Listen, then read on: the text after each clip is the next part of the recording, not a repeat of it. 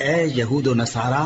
کیا تم اس بات کے قائل ہو کہ ابراہیم اور اسماعیل اور اسحاق اور یعقوب اور ان کی اولاد یہودی یا عیسائی تھے؟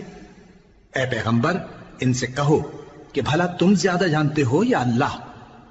اور اس سے بڑھ کر ظالم کون جو اللہ کی شہادت کو جو اس کے پاس کتاب میں موجود ہے چھپائے؟ اور جو کچھ تم لوگ کر رہے ہو اللہ اس سے غافل نہیں۔ یہ انبیاء کی جماعت گزر چکی، ان کو وہ ملے گا جو انہوں نے کیا، اور تم کو وہ جو تم نے کیا، اور جو عمل وہ کرتے تھے ان کی پرسش تم سے نہیں ہوگی۔ احمق لوگ کہیں گے کہ مسلمان جس قبلے پر پہلے سے چلے آتے تھے اب اس سے کیوں منہ پھیر بیٹھے؟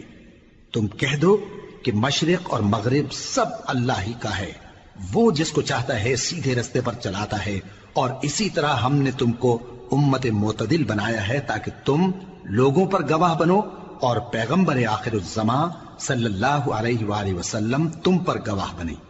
اور جس قبلے پر تم پہلے تھے اس کو ہم نے اس لیے مقرر کیا تھا کہ معلوم کریں کہ کون ہمارے پیغمبر کا تابع رہتا ہے اور کون الٹے پاؤں پھر جاتا ہے۔ اور یہ بات یعنی تحویل قبلہ لوگوں کو گراں معلوم ہوئی، مگر جن کو اللہ نے ہدایت بخشی ہے وہ اسے گراں نہیں سمجھتے، اور اللہ ایسا نہیں کہ تمہارے ایمان کو یوں ہی ضائع کر دے۔ اللہ تو لوگوں پر بڑا مہربان ہے، صاحب رحمت ہے۔ اے پیغمبر صلی اللہ علیہ وآلہ وسلم،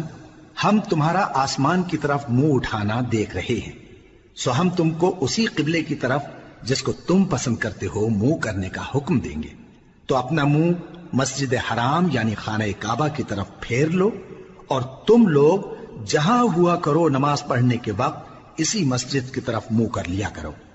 اور جن لوگوں کو کتاب دی گئی ہے وہ خوب جانتے ہیں کہ یہ نیا قبلہ ان کے پروردگار کی طرف سے حق ہے، اور جو کام یہ لوگ کرتے ہیں اللہ ان سے بے خبر نہیں۔ اور اگر تم ان اہل کتاب کے پاس تمام نشانیاں بھی لے کر آؤ تو بھی یہ تمہارے قبلے کی پیروی نہ کریں، اور تم بھی ان کے قبلے کی پیروی کرنے والے نہیں ہو، اور ان میں سے بھی بعض کے قبلے کے پیرو نہیں۔